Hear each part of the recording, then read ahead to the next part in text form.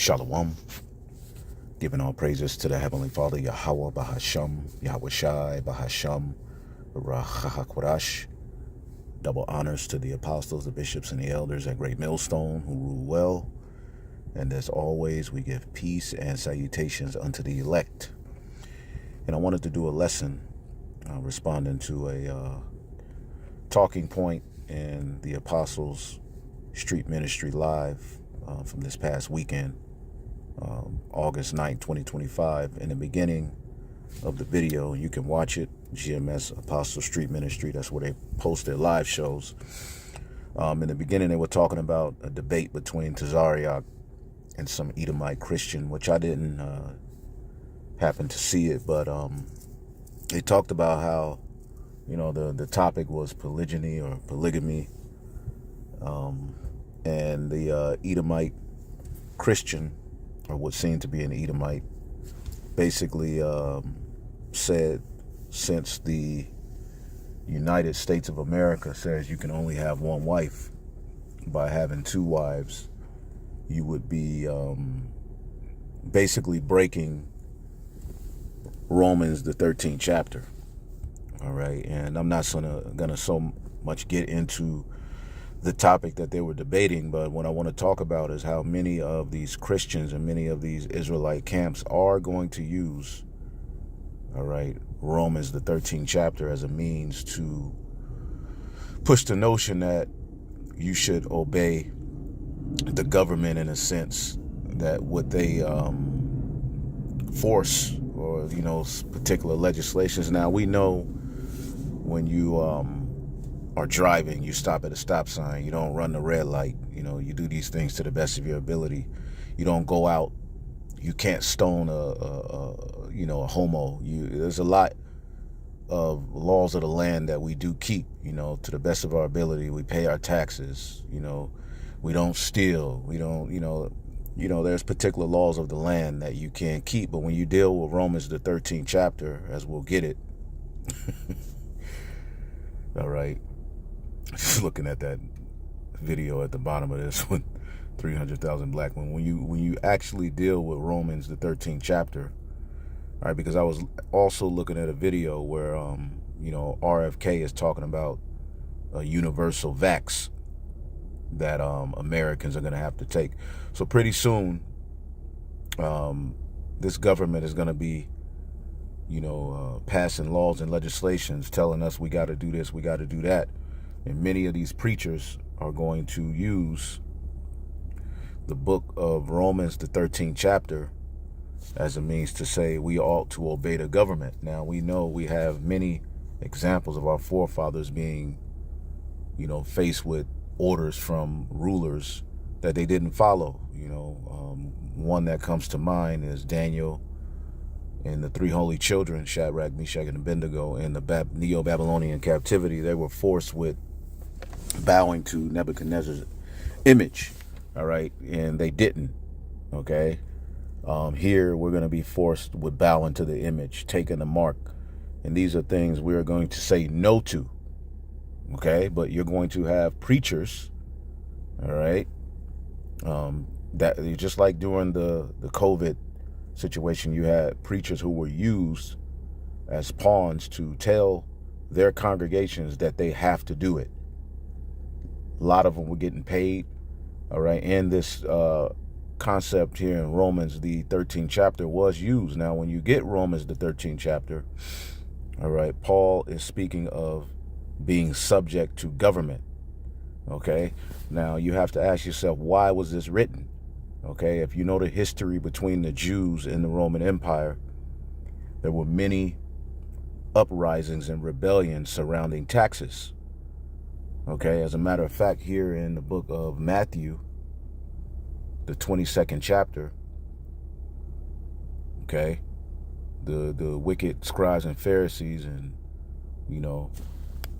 chief priests, as you can see here, Matthew 22 and 15, taxes for Caesar, tribute to Caesar. And we'll read this in the NLT. It says, then the Pharisees met together to plot how to trap Yahushua into saying something which he could be arrested.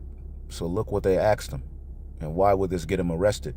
It says they sent some of their disciples along with the supporters of Herod, the Herodians. A lot of the Herodians were Jakes who supported Herod. Okay, it says to meet him. All right, so they sent, some of their disciples and some of the supporters of Herod, which was, the ruler over Judea at that time, what they called Judea, to meet him. And they said, "Teacher, we know you are honest. You teach the way of God truthfully, and you are impartial and don't play favorites. Now tell us what you think about this. Is it right to pay taxes to Caesar or not?" Yahushua knew their evil motives. Now, what were their evil motives? To get him to say something that would get him arrested. Because you have to understand, in the Roman Empire, all right, there is a history of Jews rebelling against taxes and actually going to war with the Romans over taxes. And Yahushua knew their evil motives and said, "You hypocrites, why are you trying to trap me? Here, show me the coin used with the tax." They handed him a Roman coin, and he said, "Whose picture and title are stamped on this coin?" "Caesar's," they replied. Well, then he said, "Give unto Caesar what belongs to Caesar, and give unto God what belongs unto God." His reply amazed them. They went away. Okay, now what I did was here I asked,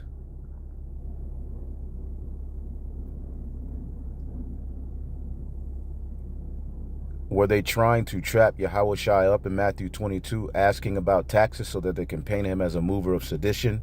Yes, exactly. In Matthew 22, 15 through 22, the Pharisees and Herodians weren't asking a casual theology question. They were setting a political trap designed to get Yahushua branded as a rebel against Rome. All right, and this sets the stage for Romans, the 13th chapter, because Paul pretty much passed down the same order. Okay, the Pharisees disliked Roman rule and feared losing their position. The Herodians supported Herod's dynasty, which was pro-Rome and pro-tax. Together, they asked, is it lawful to pay, taxes to Caesar? This was a loaded question. If Yahushua said no, he can be accused of sedition, just like Judas the Galilean, and handed over to Roman governor. And you can see Luke 20 and 20. Somebody can post that on a comment board. It says they wanted to deliver him to the power and authority of the governor. As a matter of fact, I want to get it Luke 20 and 20 to see what it says. Luke 20 and 20 says,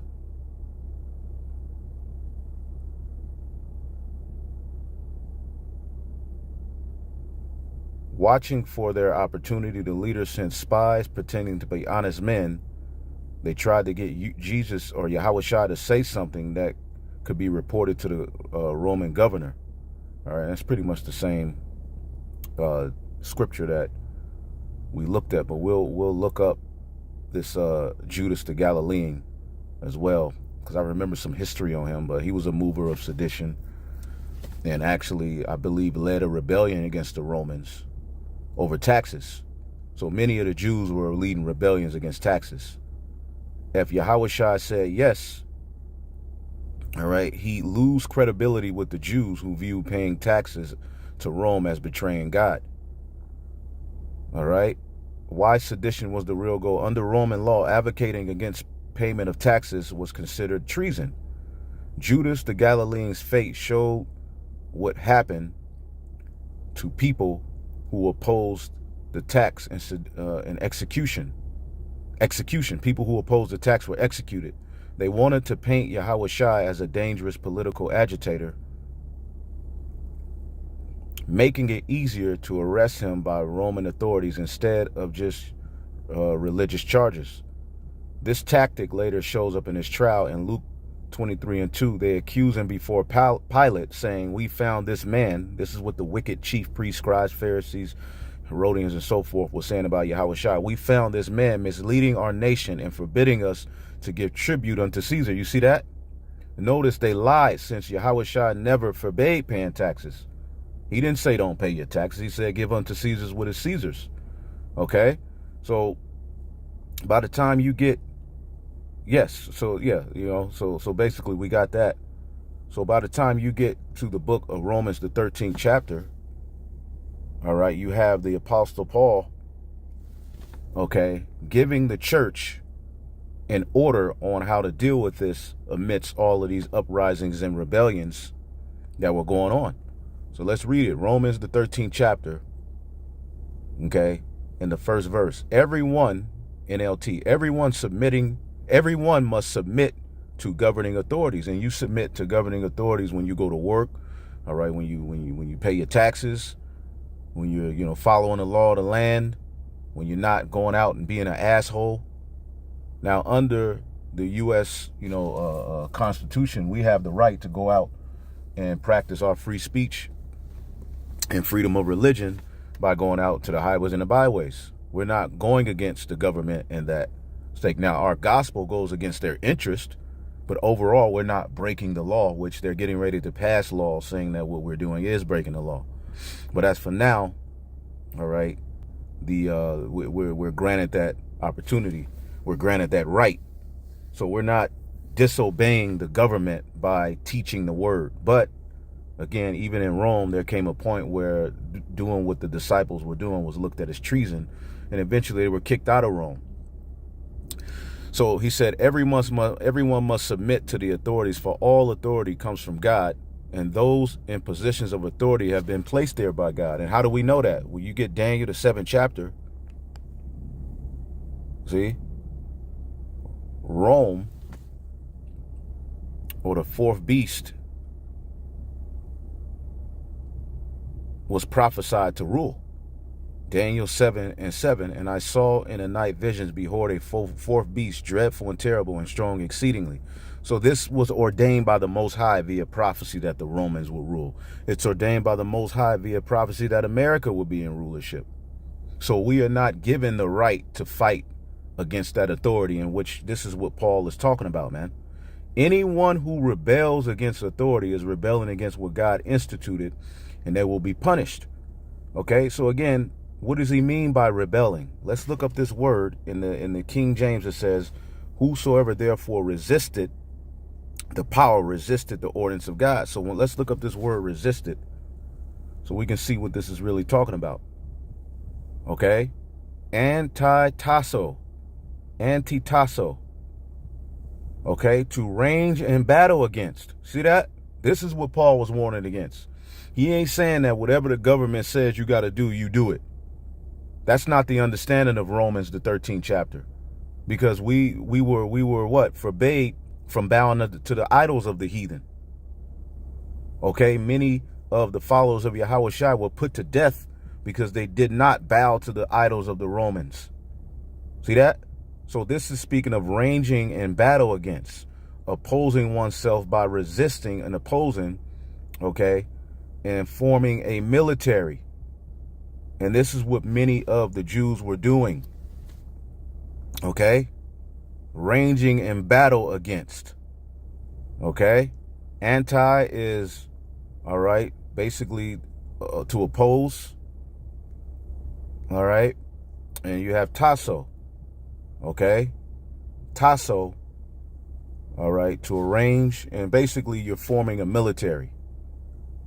Okay, you're forming a military, man, to oppose the Roman authorities. And this is a history of what happened with the Jews in the Roman Empire. So Paul is saying whosoever rebels or resists in the sense of forming a military against the rulers of Rome, all right, you are resisting the Most High. We are not justified in forming a military against America. We're not justified in forming a military against Rome. The weapons of our warfare are not carnal. Okay?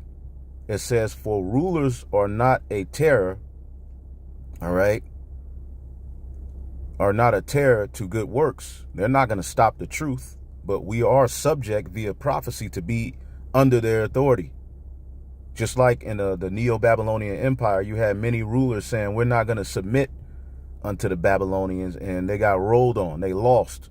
You have a Israelite named Ishmael in the, I believe, in the book of Kings, who didn't want to submit, and Jeremiah, all right, was warning him, and eventually he lost. Okay, you got these guys with this zealot mentality. That's what the Sicarii were in ancient Rome. They were zealots. They fought against Rome. They even put to death particular sellouts, people who they deemed to be sellouts. They would, put the sword to them. So these were, things that the Yahweh church was never founded upon these things, and Paul is just reinforcing it. All right, for authorities do not strike fear in people who are doing right, but in those who are doing wrong. Would you like to live without fear to the authorities? Do what is right, and they will honor you. Again, the scriptures say, when a man's ways please the Lord, even his enemies are at peace with them. Even when the police come up to us and we start talking to them, all right, when some commotion breaks out, the police always says, man, y'all are some upstanding men. Y'all are all right. They say y'all are crazy, but talking to y'all seem, the cop roll up, hey, how you doing? Yada, yada, yada. We state our position. Now, they know what we teach. We ain't backing down from what we teach. But at the end of the day, we're not given the right to wage in battle against the Roman authorities, man. And you have to be wise when you're in the position or in the face of one who has that type of authority. That's why Yahweh said, agree with thine adversary. You have many Israelites resisting arrest and fighting and screaming, talk about Yahweh. Meanwhile, they got the fringes on. Okay? Which is stupid. Okay? Now you're in jail. Now you're in a position, you got to call your baby mama. Okay? You can't pick your child up from school. You may miss work. All because you weren't in order. You weren't keeping the law. Meanwhile, you got fringes on. It says, for the authorities, all right, that are set up in the form of Rome, the Assyrians, the Babylonians, the Medials, the Persian Empire, the Greeks, the Romans, they were authorities set up by the Most High. Okay? The Lord is the one. Promotion comes from the Lord. It says the authorities are God's servants sent for your good. All right, because these captivities have to be in play in order for prophecy to come to pass, in order for the kingdom to come. It says, but if you are doing wrong, of course you should be afraid, for they have the power to punish you. They are God's servants, all right, sent for the very purpose of punishing those who do wrong. Okay, and what's that, Psalms 125? Okay, let's get that. Let's get Psalms 125 real quick. And we'll get some history as well. Psalms 125:3, for the rod of the wicked shall not rest upon a lot of the righteous, lest the righteous put forth their hands unto iniquity. There's suffering for righteousness' sake, and there's suffering for wickedness' sake. Do good, O Yahweh, unto those that be good, and to them that are upright in their hearts. As for such as turn aside unto their crooked ways, Yahweh shall lead them forth with the workers of iniquity, but peace shall be upon Israel.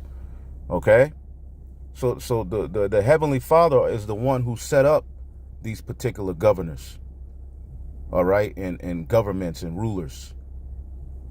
Okay? He's the one who set these people up. All right? It says, so you must submit to them not only to avoid punishment, but to keep a clear conscience, because ultimately you can do something to have the ministry blamed. Pay your taxes too. See, pay your taxes too.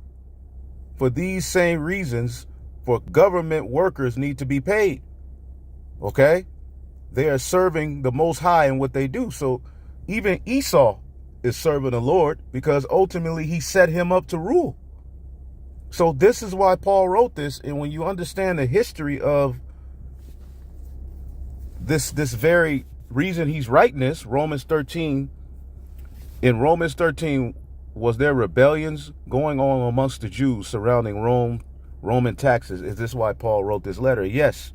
The historical backdrop of Romans 13 suggests Paul was addressing a very real tension among Jews. All right. And the Christians were Jews that followed Yahweh Shai. So they were a sect, a camp amongst the Jews. All right. But they had a different way of handling things. They had a different order than these Jews of the zealots and so forth, right? It says, There was many tensions among Jews in Rome over taxes and submission to Roman authority. A history of Jews in unrest in the Roman Empire, which is the fourth beast in Daniel, the 7th chapter. All right. In the decades before Paul wrote Romans, around AD 57, there had been frequent Jewish revolts and tax resistance in various provinces. One well-known flashpoint was the tribute tax to Caesar. All right. Many Jews saw paying it as betrayal to the Most High's kingship. In AD 6, a man named Judas of Galilee led a revolt in Judea when Rome introduced a census for taxation. And we have the census today. All right. And it all comes from Rome. All right. It says his movement, the Zealots, which the Sicarii were an off branch of the Zealots. So showing you that that whole movement was never rooted in Yahushua, but you all followed it. You dudes are simple, man. Okay? And you all still got blood on your hands because y'all haven't rejected it. Y'all haven't said that no, we were wrong for starting this movement. Y'all still doubling down. And just because y'all split off and went into these different names, y'all still carrying the same doctrine, the same mindset, and y'all are confusing the flock under the guise of being followers of Yahushua. Followers of Yahushua were ordered not to do all of the stuff that the Sicarii did. Okay? It says, Judas the Galilean led a revolt in Judea when Rome introduced a census for taxation. All right. His movement, the Zealots, taught that paying tribute to Rome was disloyal to God. All right. Now, the Sicarii themselves, they didn't so much rebel over taxes. I mean, you may have a few of them that did, but their gripe was more so, the Romans shouldn't be ruling over us. And, pretty much people of the circumcision, Jews who sold out, all right, they will stab them up, all right, but they did fight against the Romans, and eventually they lost. Okay, it says this no taxes to Caesar sentiment didn't die out. It lingered amongst the Jews in their communities throughout the empire. Rome's suspicion of the Jews in their communities. All right. In AD 49, Emperor Claudius expelled the Jews from Rome over disturbances connected to a figure called Christus, all right, which is, Yahushua. And you can go into the writings of, secular writings, secular history of, Roman, all right, poets and writers and historians that talked about the followers of Yahushua. So there's his secular history about Yahushua and his followers written by verified historians. All right. It says, by the time Paul writes Romans, Jews were back in the city, but Roman authorities still view them with suspicion, especially regarding loyalty to taxes. So this is why Paul wrote Romans, the 13th chapter. He didn't write it to tell them that whatever the government says you got to do it. Even if it says you bow to idols, even if it says, all right, to inoculate yourself with this juice, even if it said take a chip. That ain't what he's saying. And this is what many of these, all right, pastors are going to do. Okay? Why Paul addresses this in Romans 13. Some Jews believed in believers in the Roman churches may still have held a anti-tax, anti-Roman sentiment from the old zealot ideology. And certain zealots repented and became followers of Yahushua, but they still held to that mindset. It came out. Okay? Paul tells believers to submit to governing authorities, paying taxes and honoring officials, not because Rome was righteous, but because God permits governments, all right, for order. There you go. For prophecy's sake.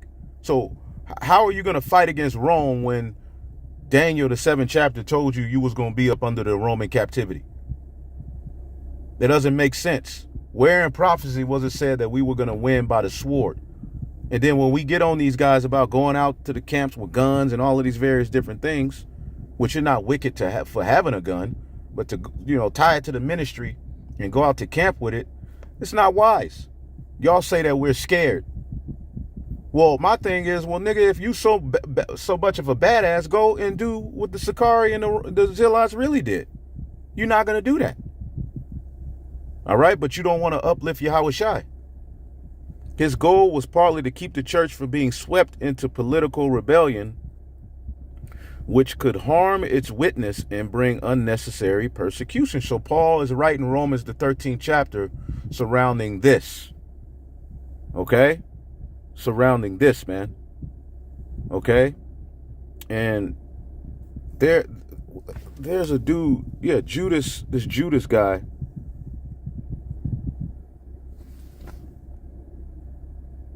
I believe, boom, there you go.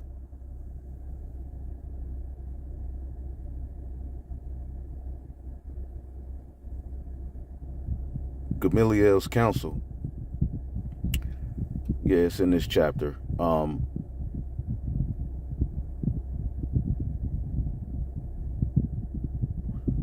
Acts 15 and 36. Some time ago, there was a fellow Judas who pretended, let's see here, who pretended to be someone great. About 400 others joined him, but he was killed and all his followers went their various ways. The whole movement came to nothing. The same thing is happening with these guys today. They raise themselves up to be something, opposing themselves, talking all, and then it doesn't work out. And then the dudes just go and change the t-shirt, all right, and try to act like they different, man. Weirdos, man. After him, at the time of the taxing, okay, after this man rose up Judas of Galilee in the days of the taxing and drew away much people after him, he also perished, all right, and all, even as many as obeyed him, were dispersed. NLT, after him, at the time of the census, there was Judas of Galilee. He got people to follow him, but he was killed too, and his followers were scattered. See? So my advice is leave these men alone. Leave the followers of Yahweh Shai alone. Let them go. If they're planning to do these things merely on their own, it will soon be overthrown. But it is of the Most High, it will not be overthrown. And ye may even find yourselves fighting against the Most High, because many of these, Jews will put in hell on the church. But I just wanted to get into that because this is basically what Paul is talking about, man. Okay? Pay your taxes too in Romans 13 and 6 for these same reasons, man. Even verse 7, he says, render therefore to all their duties. Now, what did Yahweh Shai say? Render unto Caesar what is Caesar's. So Paul is basically passing down the same order that Yahweh Shai passed down when they were trying to trip him up. Okay? Romans 13 and 7. Render therefore to all their dues, tribute unto whom tribute is due, custom to whom custom, and fear for whom fear, honor from whom is honor. Okay? So no, we don't have the right to go out and rebel against the Roman authorities. We don't have the right to go out and form a military and try to ultimately rebel against Esau ruling right now, because he's going to rule until the Lord takes him down. The power that we have, okay, is spiritual. Okay? The book of 2 Corinthians 10 and 4. For the weapons of our warfare are not carnal, but mighty through the pulling down of strongholds, casting down imaginations and everything that exalted itself against the knowledge of the Most High, and bringing into captivity every thought to the obedience of Yahweh Shai, man. See that? And having a readiness to revenge all disobedience when your obedience is fulfilled. All right? And after you have become fully obedient, all right, those who are meant to be judged will get judged, man. But again, as the scriptures say, we have to strive lawfully. Okay? And Yahweh Shai gave clear instructions to his church, man. We are not to fight against the authorities in place. And that Romans, the 13th chapter, wasn't written to say, well, anything that the government says, you got to follow it. That's not what that meant. All right? We follow the law of the land until ultimately there's going to come a point where particular laws we're going to have to say no. Now, does that mean we're fighting against the government? No, that means ultimately we're obeying Yahweh Bashim Yahushai. He told us not to bow to the beast, his image, and take his mark. Right? 2 Timothy 2:5. If a man also strive for the masteries, yet he is not crowned, except he strive lawfully. Okay? And the zealots didn't strive lawfully. That's why they lost. That's why the Sicarii ended up turning on each other, fighting, breaking up, and committing suicide in the temple. And for you to come back and take on that legacy shows you're just not wise. That's why the guys who left off from Sicarii call themselves Masada. You know what happened in Masada? So you dudes are just very, you're reprobate. Okay? You're reprobate. And that's what you get for following, all right, that garbage pail kid. If you don't know what a garbage pail is, kid, you know, you got to be an 80s baby to understand that. The word for lawfully is namimos.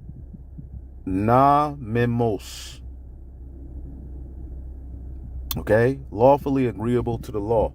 Okay? And ultimately, Yahweh Shai gave laws, man. Okay?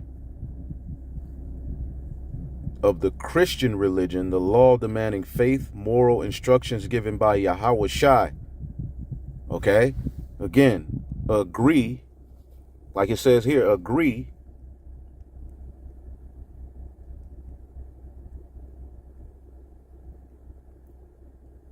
And I got to roll out. Matthew 5:25.